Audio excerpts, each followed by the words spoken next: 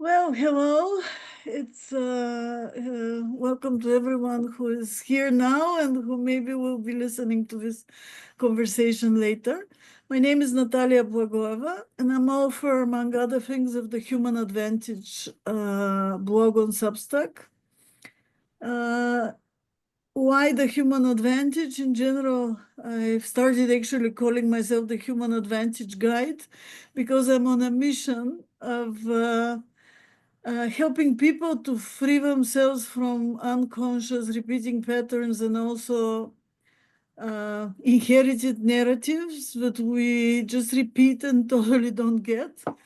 And at the same time, realizing our unique human gifts, which I call the human advantage. And it's all the things that machines and AI cannot replicate. It's like the innate humanness of being human being. And for me, this is a very important part, not only because of all the conversations now going with AI and machines. I mean, obviously, what's going on in that area, but it's in general waking up to a human nature. We've forgotten certain aspects of what it means to be human. And I think this is at the bottom of a lot of issues also we have. And without making it a long story, one of the, I recently, about a month ago, I wrote an article which is called Being Rational Isn't That Rational After All? And it was one of those cases where I questioned the narrative that rationality is kind of a top gift and skill. And it was provoked by some conversation with people around the whole uh, way we make choices and we take decisions. And several people were so proud of being rational. And I was just, it just clicked on me because for me, intuition, inspiration, creativity are far superior skills than rationality. And actually, rationality also is where the machines outperform us already. So they're much more rational than us, and they can process huge amounts of data that we cannot. So even when we say we're rational, I believe we're not that rational. We are. We are actually still influenced by a lot of biases, old stories, you name it, yeah, and the limitations in general of our mind. So as I wrote this article, there were a lot of reactions, and there were some very interesting reactions from my partners here in this conversation, from Graham Boyd and Ken Homer.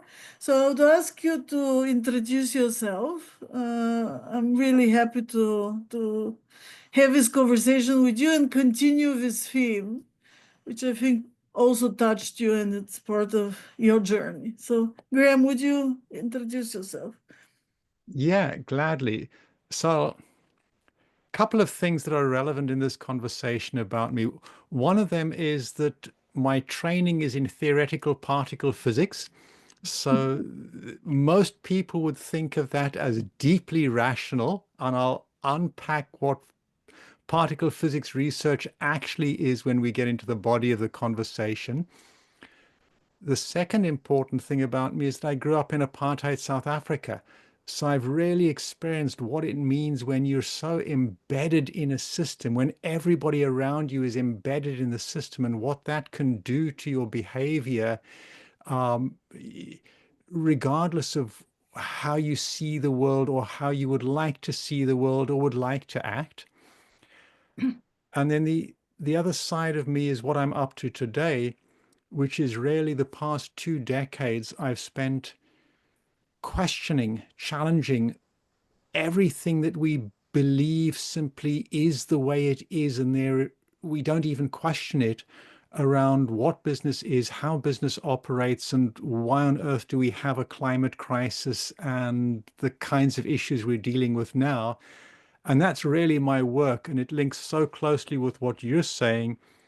At the heart of what I'm up to is seeing business simply as a creative human endeavor, and where a core part of every business is enabling human beings to grow and develop and unfold into what they can become. And the question is, to what extent are we doing that well? So that's maybe enough about me for now. Thank you, Graham. Ken, welcome you as well. Well, thank you. Thanks for inviting me. It's great to be here. And Graham, nice to meet you. Natalia, great to see you again. It's been a few years. So I'm a coach and business consultant, and very similar to both Natalia and Graham, I work a lot with people around unconscious patterning and behaviors and things that we keep repeating without realizing it. I'm very keenly attuned to language, and I constantly find myself in conversations with business people who say, well, let's think of this rationally. And I'm like, rational thinking is a subset of a much larger range of thinking tools that we have available to us. And we have prized rationality above other ways of thinking. And I think that's actually caused us an enormous amount of challenge and problems. So, you mentioned earlier intuition. We've all had the experience of walking into a room and realizing, oh, this is a great place. I already feel comfortable. The people here are good. Or walking in and going, oh, this is something's going on here. I got to be careful. That's not, you know that, and it's not rationally arrived at. That's, you mentioned AI is really good at crunching huge amounts of data. It can't crunch relational data. Our bodies are these amazing millions of year old evolutionary marvels that take in all kinds of information and process unconsciously and give us all kinds of information. And we tune into certain things because of the social constructions we're in, and we tune into certain things because of our individual patterning. And that doesn't mean that's the reality that is most useful. So I'm really looking forward to getting into this conversation with you both. Thank you both. So let's talk how we got here, because obviously it is a prevailing narrative in society. I really believe it's. I mean, we can see it everywhere around. So it's interesting. How did we get here? In my article, I kind of have one hypothesis, but I wonder if you agree with it or you have other hypotheses. My hypothesis was that it's kind of a consequences of all the things that happened in the last 120, 110 years with industrialization, with so for me, basically, it's a way of trying to make people's behaviors, primarily at the workplace, but it starts from school, to have predictable, controllable, accountable behavior. Because how do you manage intuition, for example? So if we say we take intuitive decision making, I mean, most people will freak out today because it's difficult to be accounted for. So I think it just naturally, step by step, we started counting on quantitative methods because they can be proven. We can, no, I mean, in some situation we wouldn't be maybe legally. So we can prove how we took the decision basically, and in a certain legal situation, we avoid responsibility basically. I don't know. What are your thoughts? And why don't you start? So I'll kick off with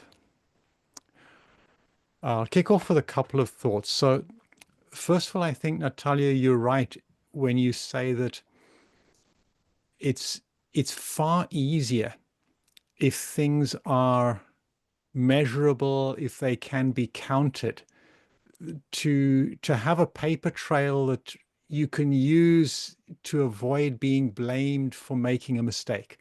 It goes back to that old saying, and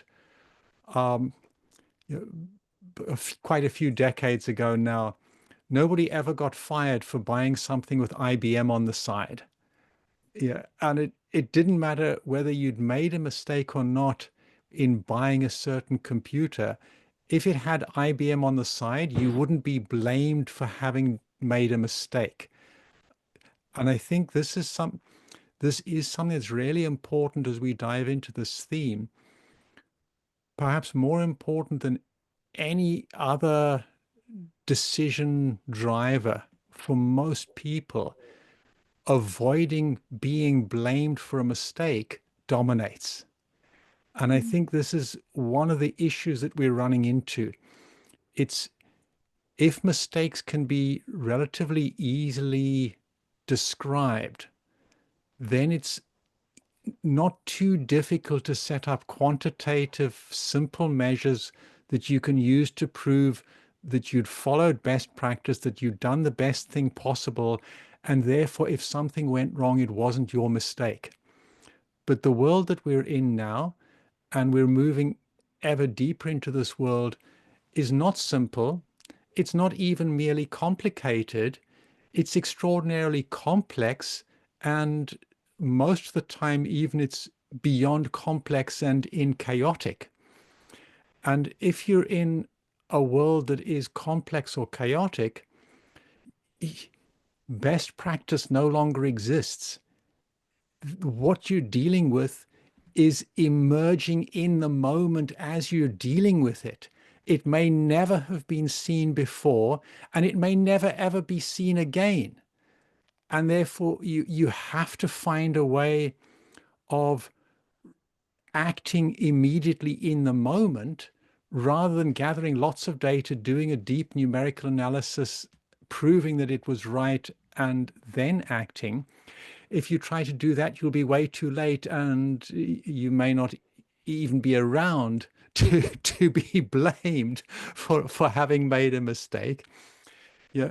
And so this is one of the things that I would put in at the moment. And for those who are familiar with it, and I suspect the two of you are, what I'm describing, or what I've gone through in that, are the 4 quadrants of the Cynefin diagram from Dave Snowden. And I find that an extremely useful tool at the moment.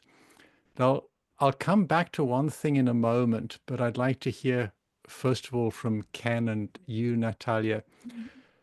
But inside that Cynefin diagram is a question about what are we pointing at when we use the word rational decision making? And what most people are pointing at is what I would call simple quadrant rational decision making. And rational decision making in the complex or the chaotic quadrant looks quite different in the way I point at with those words. So I'll pause there, and I'm curious, Ken, what thoughts this has triggered in you.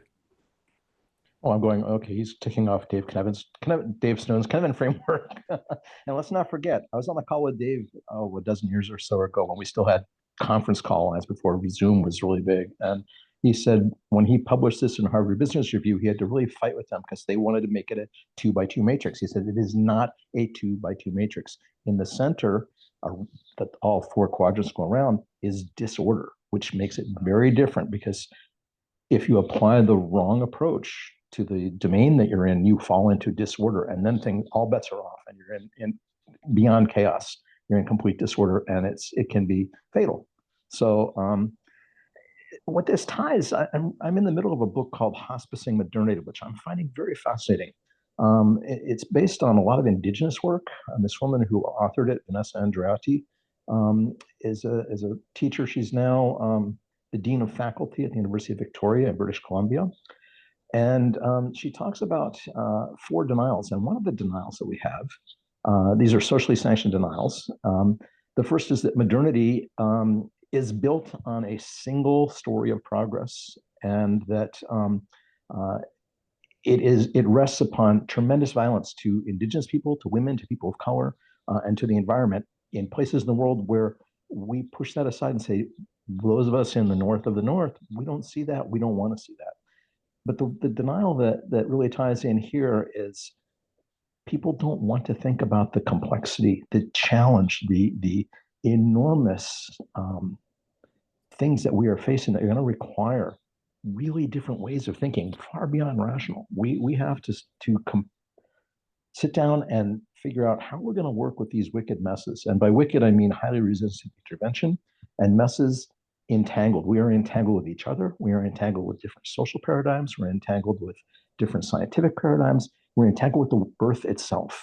And in his fascinating book, Down to Earth, Bruno Latour points out the earth is now an active actor in our in our being. The climate is changing as a result of human activity, and it's throwing all kinds of wrenches in the works. And most people are like, "Oh, we can fix that. We'll plant more trees, or we'll invent ways of sucking carbon into the atmosphere." And that's a simple approach, and the simple is incredibly seductive because people aren't trained to think about very complex problems. They're trained to think, as you started out here, within a simple domain of, there's got to be a best practice for that. We'll figure out what it is and we'll apply it. And that's not going to work. And most people don't want to engage in this kind of work because it's hard, it's deeply emotional, it hurts your brain and it hurts your heart. And it's just a whole lot easier to stay in denial. So I can see we're going deep fast here, which I hope other people are enjoying, but I certainly am. So Natalia, back to you. Yeah, definitely. We're going in the deep.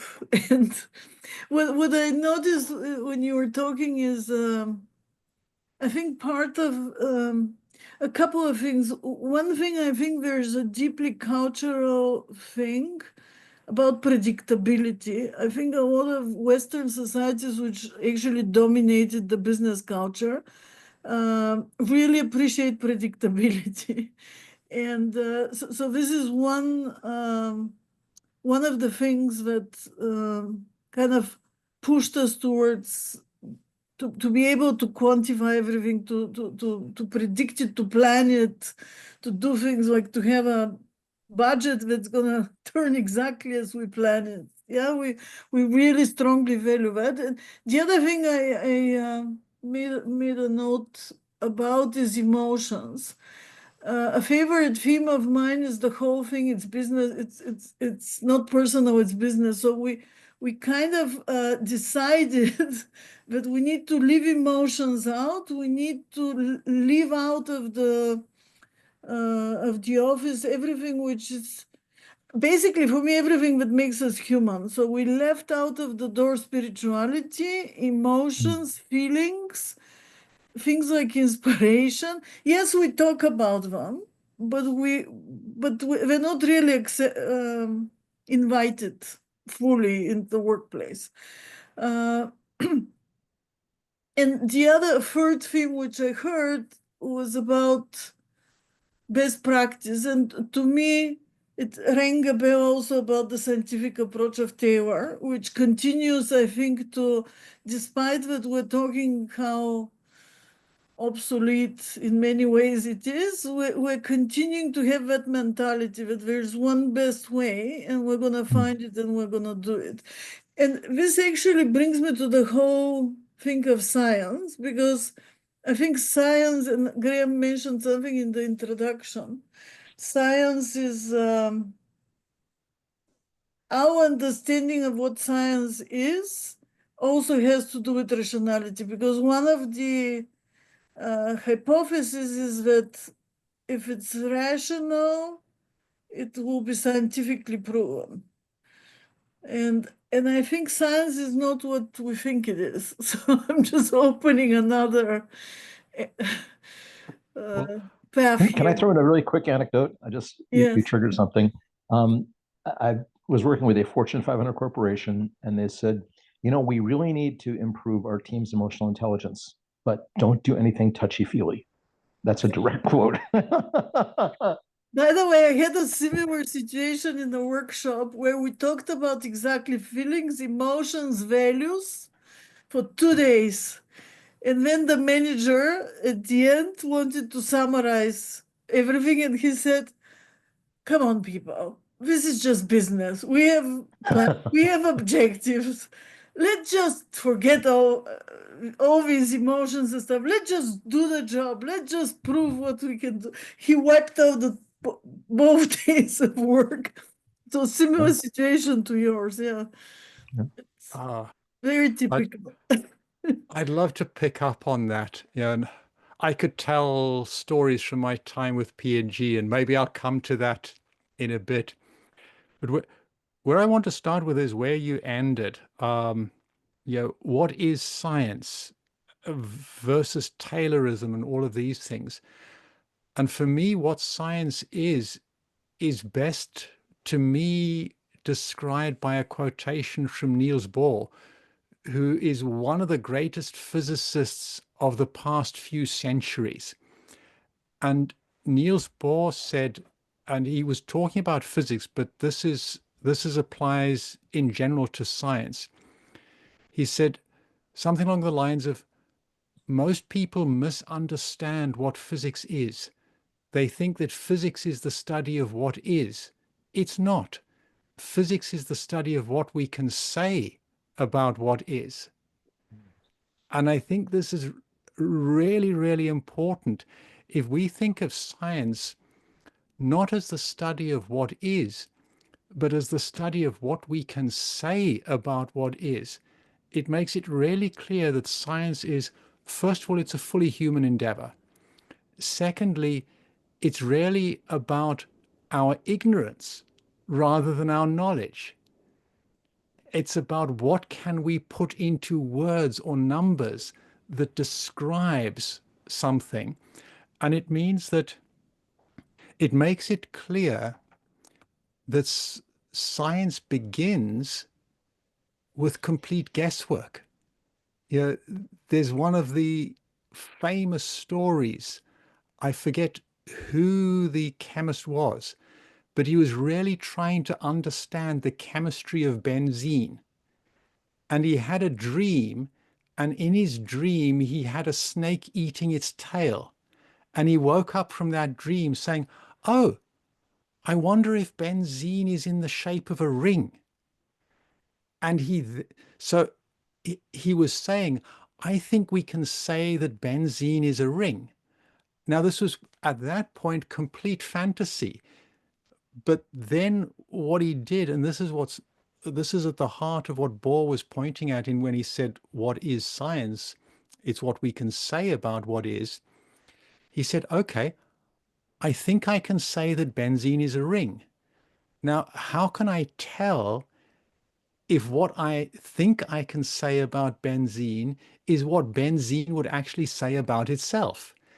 And he devised various ways of telling whether benzene was a ring or a straight chain or a zigzag like a sawtooth. And lo and behold, every time he asked benzene to talk about itself, metaphorically, the answer that came back was exactly the same as him saying benzene is a ring. And that process of elimination, he tested every way in which benzene might not reply, I'm a ring, and every time benzene replied, I'm a ring. And that got him to that understanding. And this is where a couple of things are packed inside that. One of them is what I was saying. Every time he asked benzene, it gave back the answer, I'm a ring. That presupposes that nothing changes over time. It presupposes that if benzene is a ring yesterday, then it's a ring today and it's a ring tomorrow. Whereas if you're dealing with something that is highly complex, emergent, or even chaotic, you might only have one instant throughout eternity where that specific emergent arrangement is present. And if you look at it 1 second before or 1 second after, that emergent point is no longer there, and you get a different answer. This is a bit what led to quantum mechanics. This realization of, actually things are not as linear and predictable as we thought. There's something else happening inside here. Now, once physicists had understood what it was that they could say in the quantum realm, they got to something that was sufficiently repeatable and reproducible. But not everything is necessarily repeatable and reproducible. Sometimes things only ever happen once and you never have another opportunity to repeat it. So that then leads to something else that I want to put in at this point, to what you were saying, Ken, of all right, we've gone quite deep. We've gone straight into Dave Snowden territory. And yes, completely agree with you about the disorder space in the middle. But one of the things that I like doing with words is I ask myself, which is going to be more helpful to what I'm trying to communicate? To invent a new word, or to use an existing word and use it to point at something subtly different? And so I have the way that I use rationality is part of what triggered my response to Natalia. One of the biggest breakthroughs in physics was relativity, both special and general. And one of the big insights that led to relativity was, up until then, everything that anybody had ever experienced about anything that was moving was that it could move faster or slower. And so it was a huge breakthrough of creative imagination with absolutely nothing really rational behind the breakthrough. When Einstein was sitting on a train traveling away from a station and asked himself, oh, I wonder what I would see if I was moving away from the station, looking at the clock, and I was moving away at the speed of light. What would I see? Would I see the clock continuing to move? And it was that fantasy question, highly creative to your point, Natalia, that led him to realize that if he assumed that the speed of light was constant, not variable, then he ended up with completely different equations to describe motion and gravity. And what they said about how the world was worked far better than any of the existing equations. And so my approach to rationality is to say, what if we flip it on its head? What if we said that every single decision that every human being has ever taken and ever will take is perfectly rational? That rationality is the constant, the given. And the question we need to ask is, against what frame of reference is this decision, this insight, this choice, the rational decision? And the two reasons why I like that: first of all, it removes completely any labeling, any negative labeling of, well, if you take this decision, then it is an irrational decision, i.e. negative. No, it's not irrational. It's rational, but against a different frame of reference. And that invites then the second framework shift. Instead of trying to explain away rationality and irrationality, the real question then becomes, how can I understand the frame of reference that you are using to the point where I know that I've understood the frame of reference you were using when I realize that is the rational decision I would take were I to use the same frame of reference at the same time. And that opens up the possibility in an emergent context that a frame of reference might in an emergent situation only be available to be used once in that moment in time. And it's never available again in the future and never was available in the past. It really brings time in as a living dimension into what we're dealing with, rather than something that is flat and arbitrary. Yeah. So that was the thought that was in my head when I responded to your blog, Natalia. Okay, thank you, Kim. Graham, if my hat was on, I would tip it off to you right now. That was beautifully done. I love that. Let's make rationality the constant and then examine the frames of reference that are being used for it. It's fantastic, very elegant way of thinking. But I want to go back to, while you were talking, I went and Googled it. It's French chemist Auguste, let me see if I can pull up the name here because I'm terrible at Friedrich Auguste Kukley. He's the guy who dreamt about the benzene ring. That's Okay. it. And so it's interesting because, my last name is Homer. And if you have your last name Homer, you have to know something about myth. And what he dreamt was the Ouroboros, a snake swallowing its tail, right? Which is a mythic symbol that shows up as a symbol of transformation, and it shows up across cultures.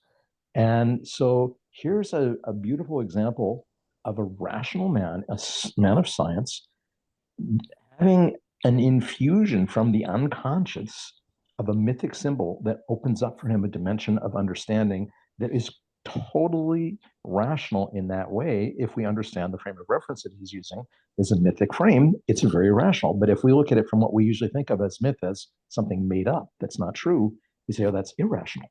So I love what you've said here, and I think it's really interesting. Wow, so many things going through my mind here. Wish I can slow it down a little bit and bring this back to earth. With regard to the way that we use rational and the way that we frame the world, or as the one I'm reading now, terms that we word the world as opposed to worlding the world. We use words to create frames of reference where everything is equal and everything that can be quantified, can then be controlled and predicted, which is not at all how living systems work, right? And so this gets us back into the realm of business and the realm of applied science and technology. There's no way we're going to solve the climate crisis through technology, because the climate crisis is a rational response on the part of the Earth, right? It is doing exactly what the Earth would do because it's a living system. If you are familiar with James Lovelock's Gaia theory, it's doing exactly what it would do when you start to put excess amounts of carbon dioxide in the atmosphere and chop down trees and pollute. So I'm going back to your frame of rationality and applying it to other things other than human, which I think is another domain and dimension that we may or may not want to get into here. But you also said he was asking benzene as if benzene had its own consciousness, which is another really cool thing that we tend to think of. And Natalia, I'm not going to pick on you for the human advantage here, but we tend to think very human centrically here, right? And other things can inform us. It's an old trick in Gestalt. If you have a dream, you understand the dream, ask different parts of the dream what they represent and actually, sit in a different chair and say, if I was this thing, what would I say? You can pick up different ways of understanding that way. And so if we can expand our definition of what is conscious beyond humans into what is the consciousness of benzene? What is the consciousness of a forest? What is the consciousness? Let's take the consciousness of a team or the consciousness of an organization. They work under this frame of reference that says we have to be rational based on prediction and control.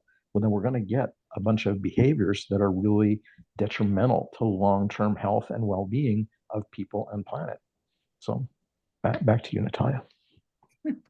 Yeah, I love this conversation and how it's going. And I mean, we're opening 50 other conversations. That's how it always is.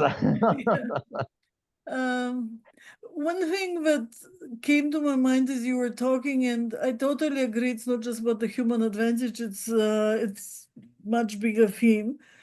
But what started me on the human advantage thing in general was, it started with this fear that I see in society, fear from AI, from machines, and taking our jobs and all that. And step by step, I realized that all the ways in which we're different from machines are things we don't understand, we don't really have a common perception about. You use the word consciousness. Most people cannot relate to what it actually, I mean, we know it, but yet we don't have a common understanding. How is creativity happening? Where is inspiration coming from? What is intuition? What is, I mean, agency? I can continue with words, and it's all the things we don't study, we don't learn about. We are learning this rational curriculum of facts and data, but actually all these things we need in order to understand even this conversation are the things that are not addressed in society. It's only this from time to time, and I wrote this in the article, like a lot of great artists, great leaders, great scientists admit that there's something bigger they were connected to. And what they came up with came kind of sometimes from as if from nowhere. So it's not a result of their, again, this word rational path. It just came to them as a result of a lot of different factors. And this is where, for me, it's like if I could do one thing in the world and change something, it would be how education around these things, like opening up to what these themes means and why they're important. Because you were talking about emergence and about the fact, I mean, the image of a river came to me, that you never have the same water, right? So it's the same with decisions. And for me, ultimately, we are co-creators with, so whatever is happening at that moment in emerging, we are part of that emergence, and whatever comes as a solution, we are part of it. So we are co-creators with universe. I mean, that's the most simple way I could say it. But somehow all of this is, I mean, we know what we're talking about. I know a lot of other people that know what we're talking, what we are talking about. And yet, in the normal work environment, in governments, I mean, everywhere we have human systems, organizations, basically, this is, I don't think this is a conversation you can have. I mean, okay, things have been opening up, but I'm talking the mass number of organizations would be freaked out by this conversation and will say it's a waste of time.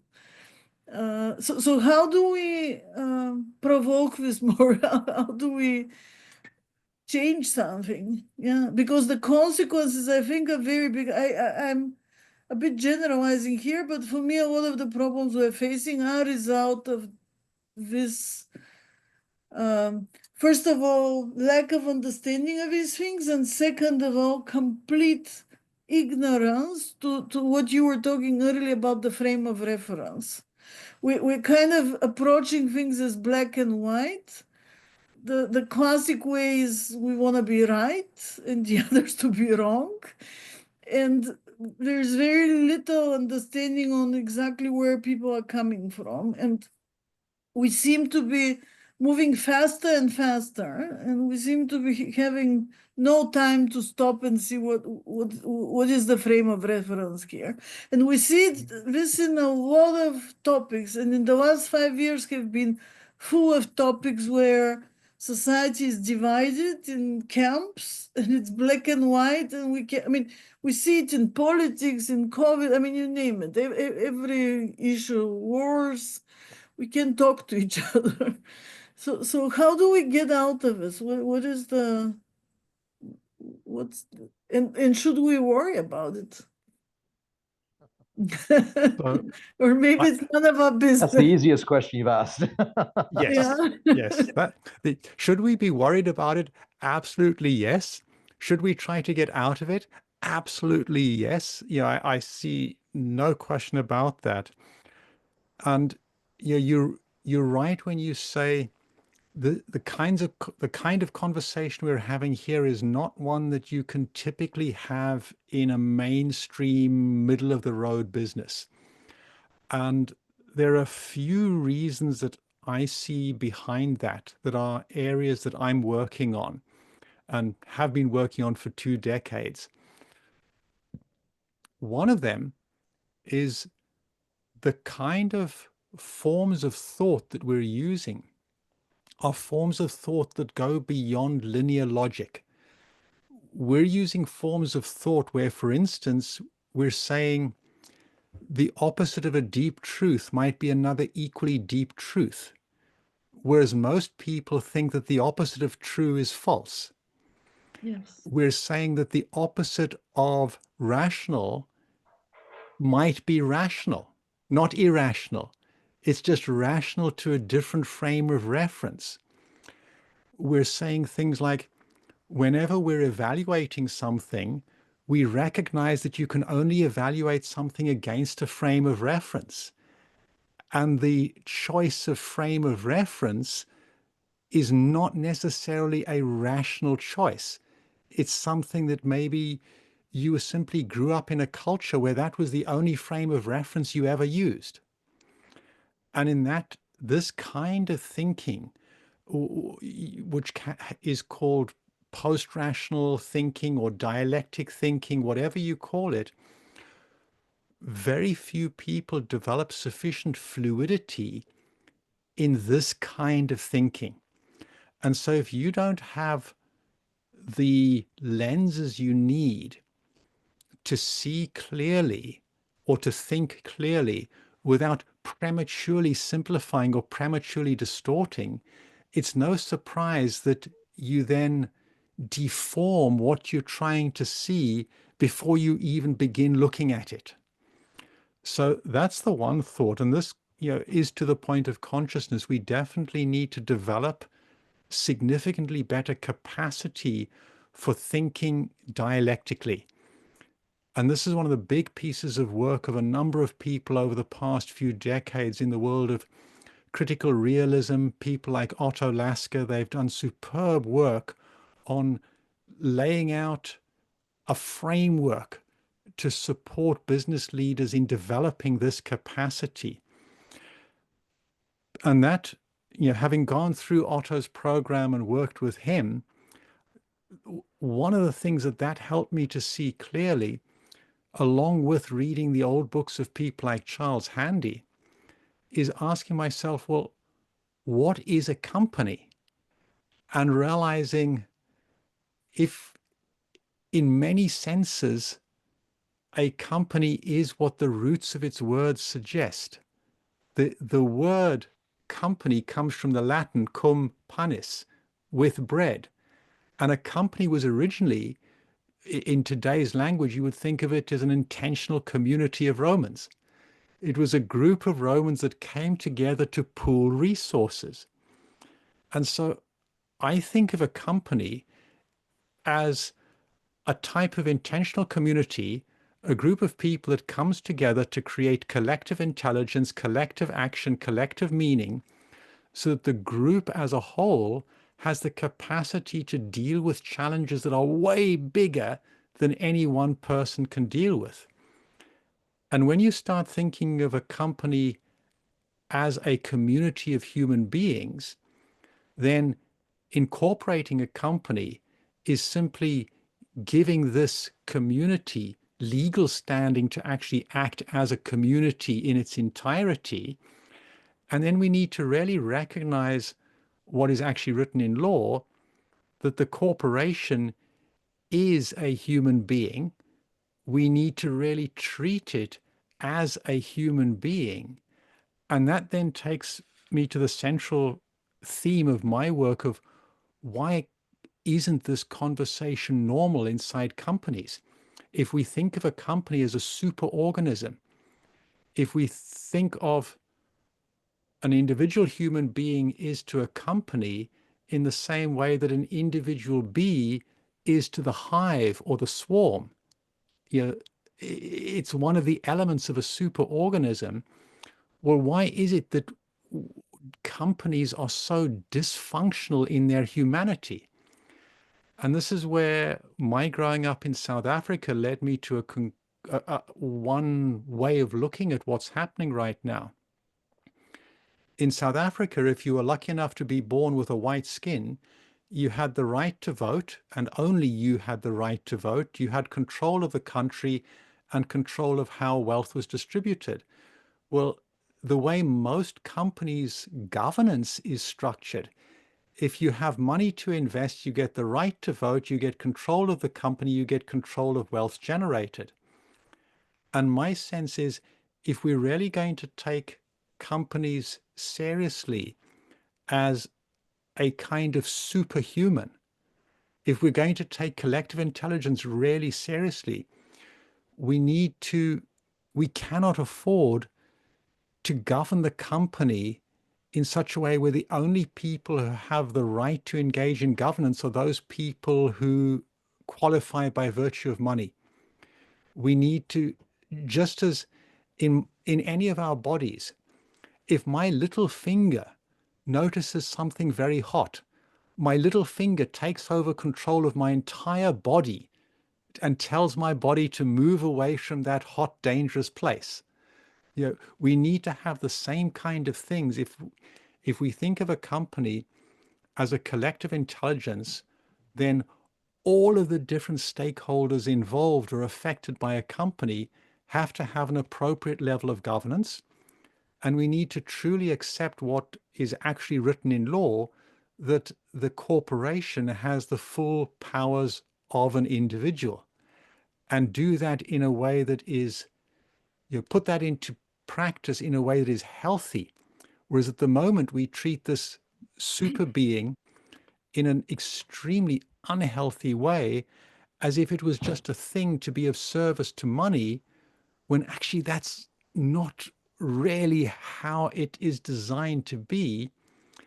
And my belief is that when you do that, then work can truly become something that enables people to unfold to their full potential, because they're not being treated as the cells of a superorganism that is enslaved to the purposes of financial capital only. Yeah. You're making me think of an old word, enthralled. Okay, to be enthralled to something was to be under its complete mastery and control, to have no will of your own. And you're describing the late stage neo-capitalist system right now. Stafford Beer said the purpose of a system is what it does. If we look at what business is doing, it is chewing up living systems, ecosystems, laying waste to them, destroying the very basis of their fecundity and livelihood, in order to convert old growth forests and large amounts of fish in the sea and anything, and leave ash and waste in its wake so that it can't regenerate. So we are in a pathological state right now. And this is a fact that most companies do not want to face. Now, Peter Senge, who's very famous for the fifth discipline out of MIT, he said, he introduced this concept of a learning organization. And the purpose of a learning organization is to learn how to invent and create and sustain your own future. So if we take that as a guide, why are we, because the information is readily available. Anybody who's looking at, for instance, the Stockholm Resilience Center, which is now tracking planetary boundaries and saying, we have violated 7 out of 9 planetary boundaries. We're in deep shit, right? And yet companies are like, but we're making money doing it. So the purpose of capitalism is to convert living systems into cash. And cash has no value other than the value that it gets ascribed to it by human beings, right? By the system.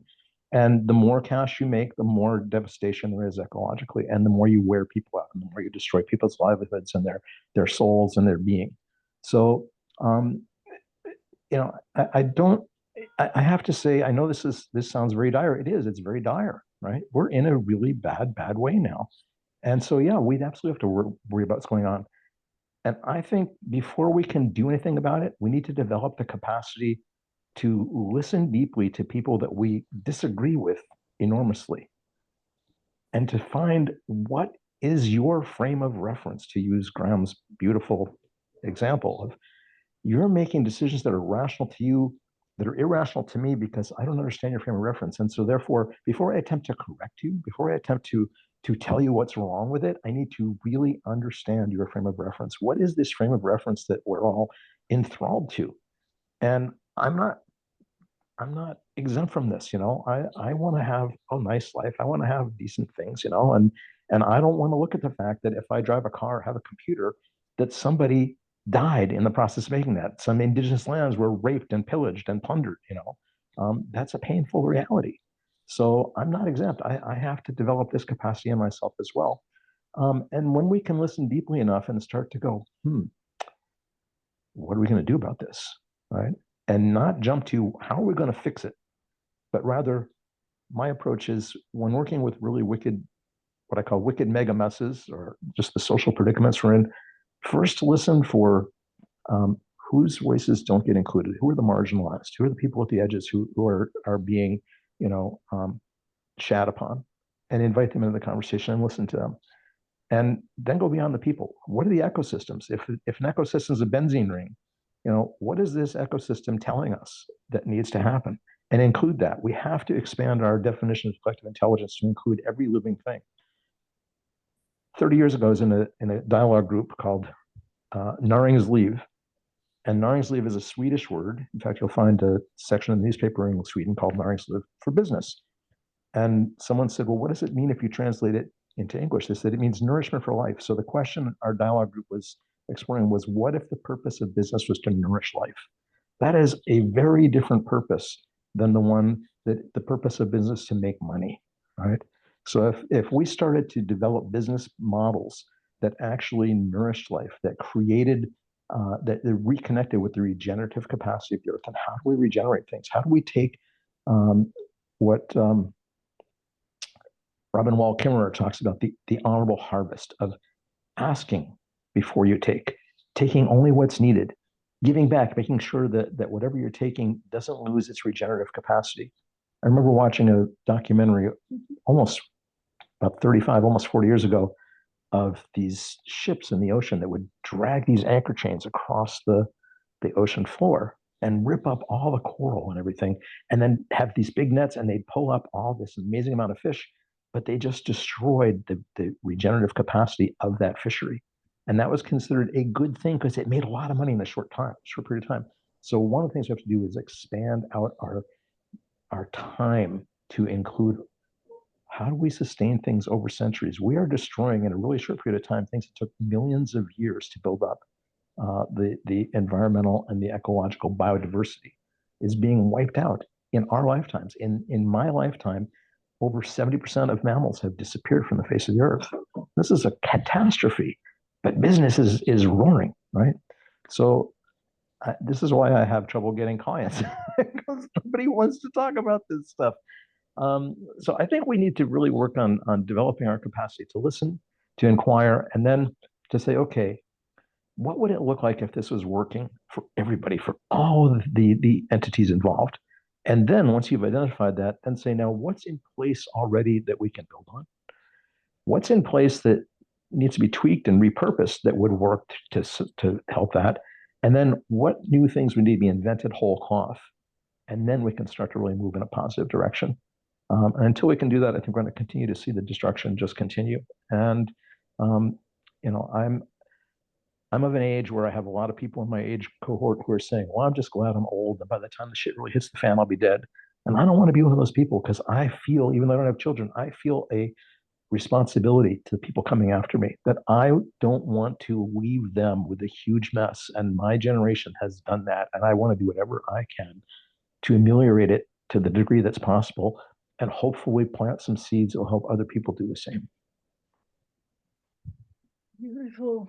Yeah, thank you for both of you.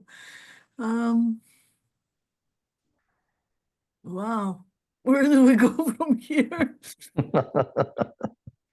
One thought I had listening to both of you when you were talking is, for me, one of the, I mean, there's many issues here, but one of the problems I see is there are companies and companies. So some are really communities, but and they've come together to do something together. And I've been part of such companies. It's a beautiful experience. But for me, the problem is with particularly with public limited companies, because they are according to so basically, they're designed, and I think you quoted that they're doing great what they're designed for. They're perfect at what they're doing, and it's a very rational thing. They are profit maximizing, and they don't have. I don't think we can stop, actually. I don't think public limited companies can stop profit maximizing. I don't see that happening. The only thing where I find hope is that more and more people understand what we're talking about, and there is this island of life around the public limited companies, and they're increasing. But for me, public limited company by nature cannot do the things we're talking about. Maybe I'm being too radical here, but that's how I feel. It's just in their nature to keep growing, and that's why we are, or they're either growing or they're out. I mean, basically it's up or out. And this is why we're seeing more and more wrongdoings, because there's limits to how much they can grow. There's limits to what, I mean, they've become so big. So, and they need to keep, I mean, as the regular folks that buy shares, they want to see return on the investment. And if they don't see a return on investment, they move to the next company. And they need to keep growing. And they've been growing like, I mean, they're getting bigger and bigger. They're bigger than countries now, right? And for me, yeah, for me, this is where we can't talk with them. We can't have this conversation with them and expect change. That's my opinion. The only way I see change happening is by more and more people becoming conscious of what we're speaking and starting to be more responsible, more open in general, to reconsider the way they contribute to all this. Because it's very easy to blame corporations. For me, they're just being very rational. To get back to our initial word, they're doing very rational jobs, and they're full of people inside of them that are making very rational choices, that this is good for their families, and it's good for their future. Yeah, so let me stop here a bit. Yeah, maybe got I'd too like to, gloomy. Yeah. I'll pick up on what you've been saying, Natalia, and let's say, in terms of what you're pointing at, very much agree with you. I don't believe that very many of today's corporations can be changed to be anything other than profit maximizers. And at the same time, if we take Stafford Beer's statement and look under the bonnet of a modern company, and we say, well, the results we're getting are because the strategy and the structures are perfectly designed to deliver these results. What is it that is perfectly designed to deliver these results? And that's what led me to think it's not the public limited liability company per se that is the issue. It's how we answer the question, who has what right to engage in governance, on what basis? And when we say that the basis to engage in governance is money, and how much power you have to engage in governance is dependent on how much money you've invested, then we're going to end up in a situation where the company is used as an extension of the childlike impulses of the investor. Yeah. And for me, that's really at the essence of the issue we have. And I draw an analogy. Most people think of a company, of a corporation, as the property of the investors. Now, if you actually unpack what's really written into company law, that's not actually what company law says. What company law says is that the investors have a contract that defines their relationship with the company. And part of that contract may be that they own a proportional fraction of the company's equity. But that's quite different to say that they own the company. And if I look, for example, at the UK, in the UK, there's the potential for somebody to become a voting member of a company by being entered into the register of voting members, regardless of how much they've invested. So one of the aspects of how our company is incorporated, Evolute 6, and the companies that we consult to and take through our accelerator program is, first of all, the purpose of the company is made explicit across all of the capitals that the company touches. You know, we build companies basically to what you were saying, Ken. Companies are as a super organism whose purpose is to nourish life. Now, it will be unpacked in different ways according to the specific arena that the company acts in, but that will be anchored in. We always allocate significant voting rights to a representative speaking on behalf of life on Earth, to a representative speaking on behalf of the next 7 generations, to a representative speaking on behalf of the soul or the essence or the integrity of the company. To your point, giving voice to those who don't have voice. One of our clients right now is building an intentional community in a country, in a part of the world where the indigenous communities have historically just had stuff taken from them. He's building the company in such a way that the local community that are the indigenous stewards of the land have a voice, voting rights in the company because they are the indigenous stewards of the land. You know, all of that is built in. And so what we're doing here is we're using existing company law in a way that serves the ultimate intent of the company being a living being, a super being that is an integral part of life rather than just taking from life. And for me, this is key. This is not about the way that we're using the limited company is toxic and harmful, therefore we must dispense with everything associated with that. It's much more thinking, the way that limited companies at the moment are showing up is somewhat like the way that a 6-month-old baby is showing up.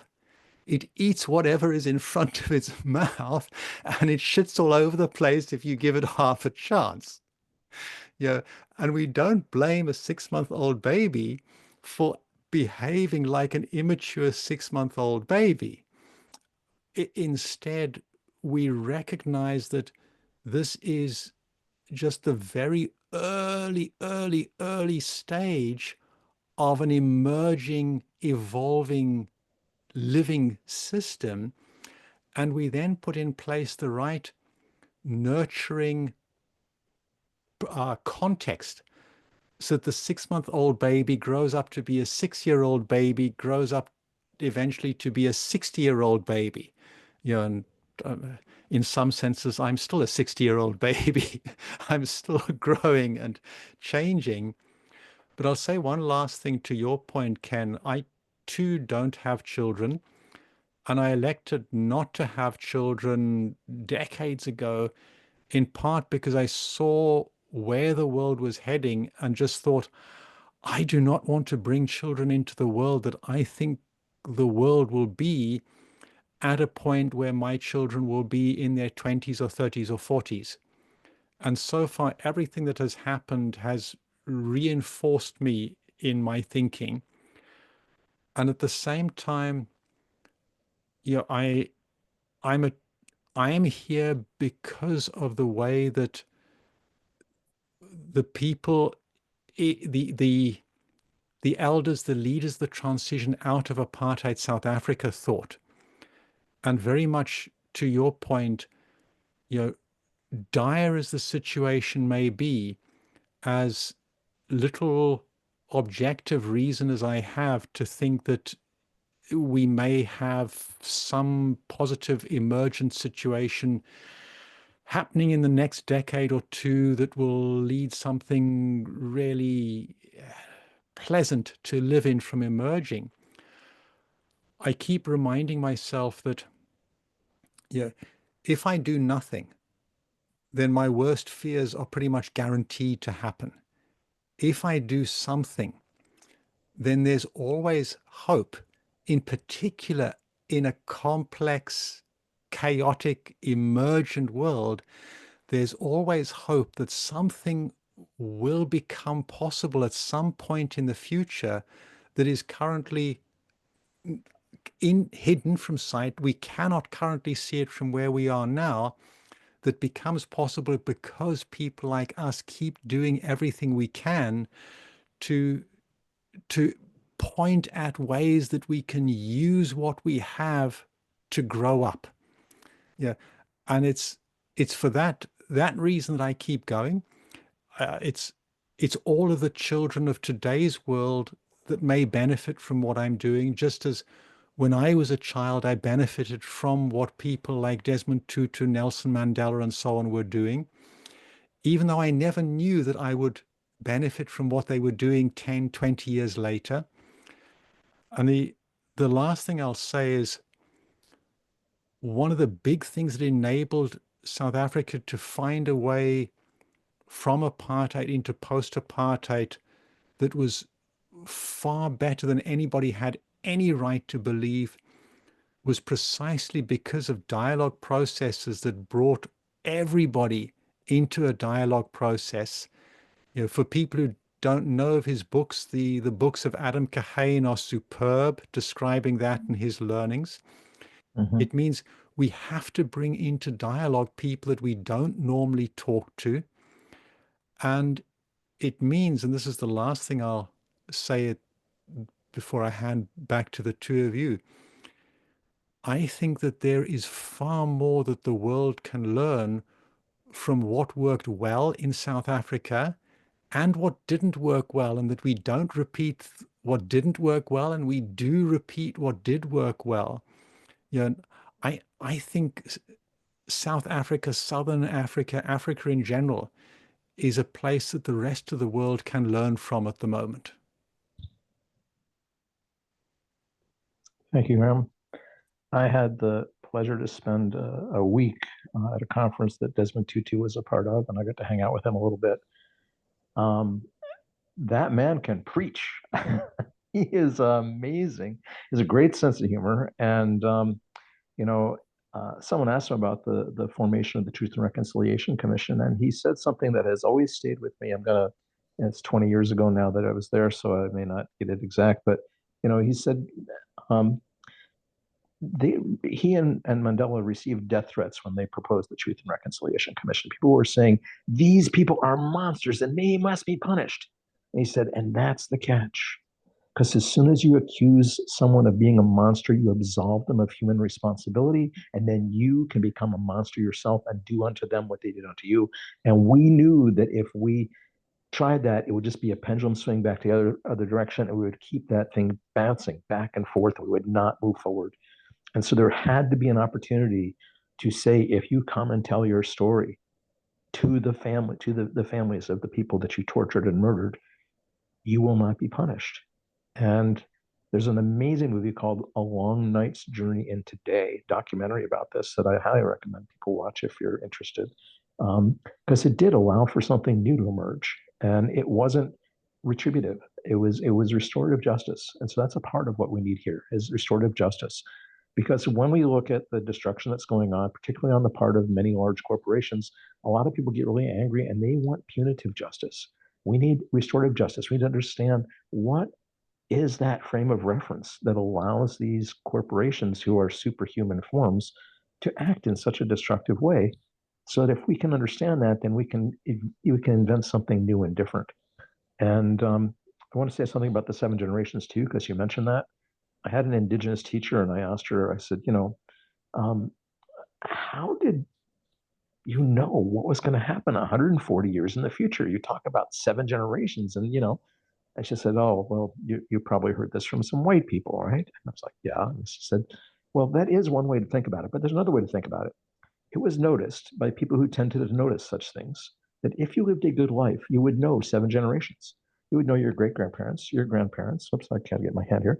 Your parents, your siblings, your children, your grandchildren, and your great-grandchildren. You would know 7 generations in your lifetime if you had a good life. And therefore, whenever we held council to make a decision, we made sure there were representatives from every one of those generations present, as well as the natural world, as well as wolf, as well as bear, as well as eagle, right? And the tree people and the rock people. And that was how we made decisions. And so this goes to Adam Kahane of bringing in those who we tend not to listen to, you know? And I think it's probably a good time to close the call. So I'll end with a little something from Vandana Shiva. I'm on my iPad, so on my computer here, but I have a quotes document I've been capturing quotes on for 25 years or so. And there's a quote in there from her. People said, someone asked her, how come you don't burn out? And she said, well, I do what I can and I let go of the results. It's not up to me to know how it's going to work out. I just do the work that I know I'm able to do with a good heart and a kind spirit and to the best of my ability. And that's the best I can do. And I don't worry about whether it's going to have the desired impact or not, because that's out of my control. And so, to your question, Natalia, of what do? We do what we can with what we have, where we are, with the networks we're involved in, embedded in, with a kind heart and a inspired spirit, and also a capacity to understand and hold the despair and not collapse into despair and not be driven mad by despair and not be driven into rage by despair, but to just say, this too, we need to actually hospice this old system and learn from it because it is in its death throes and it's creating all kinds of havoc. I knew someone who worked for the Zen Hospice Project who told me the story of a homeless man who, in his final weeks of life, all he ever did was yell and swear at the people trying to help him. And I said, what did you do? She said, we loved him. Can you imagine what this man's life was like? That he was on the street with no one as a 65-year-old man and he's dying and he couldn't even say thank you or smile at anybody who tried to help him. That man needed love and compassion more than anyone I'd ever met in my life. And I was like, wow. So we need to bring that level of care, that level of, despite the fact that it looks so hateful and spiteful and mean-spirited, to say, I'm going to love you into death. You need to go. We're going to learn from you what we can and let you go with compassion. And I think that's the work that we're all called to do these days. It's not a conversation many corporations want to have, but I think it's a conversation many people want to have. And if we can start to find the places and spaces where we can host those and hold those and make it safe, then we might just start to see shifts that are very unexpected from where we view things today. Beautiful. Yeah. Yeah, I couldn't agree more. And I totally, I often joke that I'm a change maker in recovery. And why I'm saying it is because there was an evolution from somebody judging the world and judging certain parts and things that are happening towards understanding that everything is happening, we are part of it. It's a whole system and we're playing our role in it. And moving from judgment and blame to this understanding that how we show up in the world, which is the last thing you're talking about, like how we show up in the world every day is actually what creates change. And there's something else I wanted to say. Yeah. And for me, it was really amazing actually when I started thinking of everything as a living system. And I started understanding how living systems pick up the good life-affirming precedent, so to say. So I started realizing that with all of us doing the best we can with what we have, we are actually making much bigger change than going out there and trying to fight against something or against somebody. And this is all we can do, but that's a lot. That's a lot, actually. Like showing up in the ways that are life affirming. And I really believe, and I've seen it, that the systems pick them up. and it works through it. So for me, this is where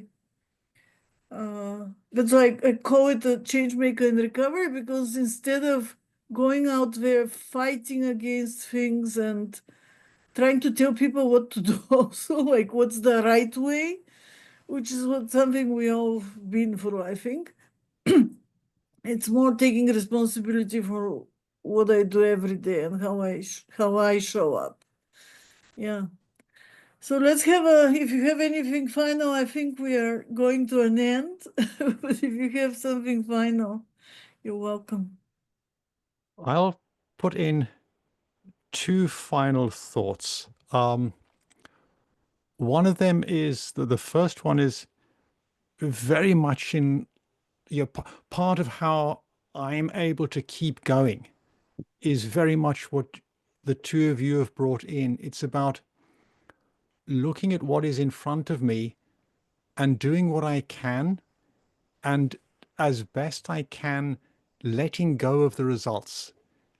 And for me, this is my current developmental edge and developmental practice, is continuing to develop my capacity to accept. Yeah, in the words of the Serenity Prayer of, I think Reinhold Niebuhr, yeah, let me accept what can't be changed, change what can be changed, and have the wisdom to tell the difference. That's very much my developmental practice. And the last thought I'll put in, which may be a segue into a second conversation that we have separately. One of the things that I've found very helpful, and I share this in that perhaps it's helpful to you. So, I tend to see everything that is alive as a living being rather than a living system, which is where that consciousness comes in. And at the same time, I do not believe that there is a God. I see myself as an atheist.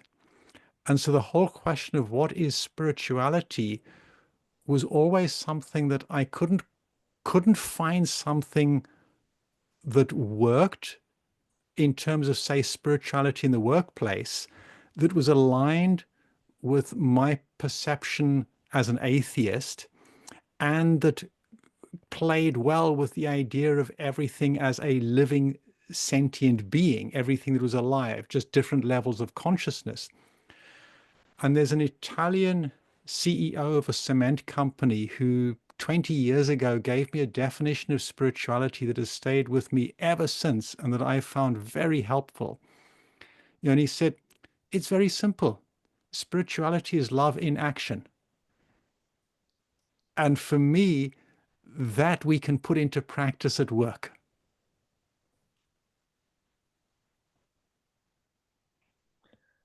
I recently heard a definition of God that I really liked. God is the collective potential of human imagination. Mm-hmm. So my developmental edge is poetry. I've discovered that rather than reading the news, which tends to make me very grumpy and cultivate moods of anger and resignation, and I find that if I read less news and more poetry, that my life is better. And there's a famous poet by the name of William Carlos Williams who said, "It is difficult to get the news from poetry, yet people die every day for lack of what is found there." So I'll end with a poem. This is by Dina Metzger. It's called Song. It's very short. There are those who are setting fire to the world. We are in danger. There is time only to work slowly. There is no time not to love. Thank you very much for inviting me to this call. It's been a pleasure to talk with both of you. Beautiful. Yeah, I could just share briefly that lately, instead of watching the news, I started painting, something that I've been dreaming about doing my whole life, and I've always thought I don't have time for it. So I'm mentioning it because we all need to it's beautiful to connect to that more creative part of ourselves. And when we do, we have a different approach to everything again. It's really helpful. So I just thought to share that as well. So thank you both. I think it's been a wonderful conversation. I think we started.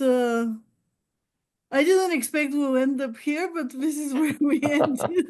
And you're right, we open a whole other topic of spirituality and God that deserves its own conversation. But thank you. It's been a beautiful conversation, and thank you very much for being here. It's a pleasure. Thank you, Natalia. I've absolutely loved it, and it's been an absolute delight, Ken, to meet you and to riff with you, not having ever met you before or prepared anything, to discover that we can play so well together. Likewise. This has just been wonderful. I trusted that if Natalia was bringing us together, it was going to be good. So, Okay. Bye. all right. Take care. Bye-bye. Thanks all. Take care. Cheers.